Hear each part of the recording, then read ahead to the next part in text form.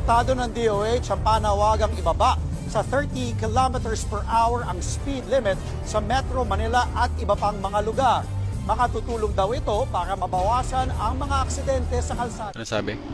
Ibaba daw sa 30 kph ang speed limit. Tingnan natin kung gaano kabagal. Ayan.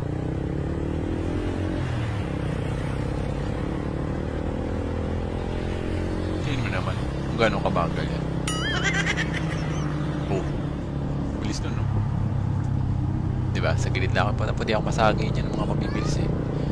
Pero kung lahat ng mga sakyan eh 30 lahat kph, siguro ganyan lahat. Sabay-sabay. Sama-sama ganyan.